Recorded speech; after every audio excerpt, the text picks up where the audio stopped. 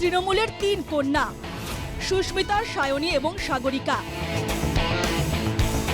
দ্বিতীয় দফার নির্বাচনী প্রচারে ঝড় তিন কন্যার। বুধবার দ্বিতীয় দফার নির্বাচনী প্রচারের শেষ দিন। মঙ্গলবারই শিলচরে পৌঁছে গিয়েছিলেন সদ্য সাংবাদিক থেকে সাংসদ হওয়া তৃণমূলের সাগরিকা ঘোষ এবং দলের যুব শাখার সভানেত্রী এবং যাদবপুর আসনের প্রার্থী সায়নী ঘোষ। যোগ দিলেন সোনাই স্বাধীন বাজার, ধলাই এবং শহরের তিনটি প্রচার সভায়। জোড়াফুল ফুটবে বলেই মনে হচ্ছে আমাদের। হাওয়া অন্য কথা বলছে। মানুষ অত্যন্ত বিরক্ত বিজেপির গভর্নমেন্টকে নিয়ে।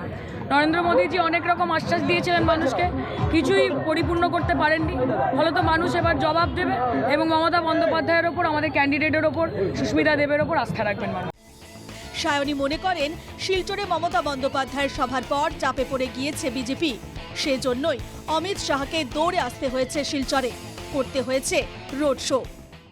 চাপে পড়ে গেছিলেন না, হিন্দিতে যাকে বলে বখলা গায়ে হ্যাঁ, ওরকম বখলাহাট মে কি করেছেন, যেই দেখেছেন যে মমতাদি চলে এসেছেন, ওনার তখন চাপে পড়ে গিয়ে ওনাকেও আসতে হয়েছে, নাহলে ওনার কোনো প্ল্যান ছিল না আসা। বিজেপি কি দাবি করছে সেটা নিয়ে আমাদের বিন্দুমাত্র কিছু যায় আসে না, কিন্তু বিজেপি যদি কত হাজার এবং কত লক্ষ ভোটে জিতবে সেটা বলার থেকে বেশি কত লক্ষ চাকরি দিতে পারবেন সেটা বলতে পারেন বেকার যুবকদের, তাহলে বাংলার মানুষ বা আসামের মানুষ তথা গোটা ভারতবর্ষের মানুষ বেশি খুশি।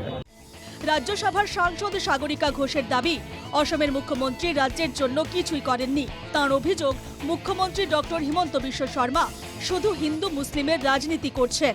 আসামের মুখ্যমন্ত্রী যিনি আছেন তিনি আমার মনে হয় না আসামের জন্য কিছু করছেন। না তো এখানে કોઈ বিকাশ হচ্ছে, না তো এখানে বিকাশের মা এসেছে, না তো বিকাশের বাবা এসেছে। এখানে বিকাশ দেখা যাচ্ছে না, শুধু হিন্দু মুসলিম করে রাজনীতি করছেন উনি। হিন্দু মুসলিম রাজনীতি কতদূর চলবে? শিলচর আসনের লড়াইটা কাছাড়বাসীর, বরাকবাসীর স্বাভিমানের লড়াই, অধিকারের লড়াই। তার ভাষণে এমনটাই বললেন সাংসদ সুস্মিতা দেব।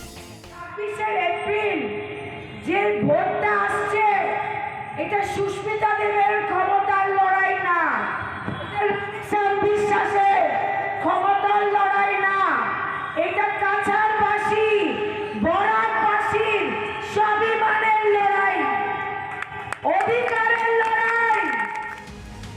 শিলচরের তৃণমূলের প্রার্থী রাধেশ্যাম বিশ্বাস, তাঁকে জেতাতে কোনো ধরনের ত্রুটি রাখছে না দল।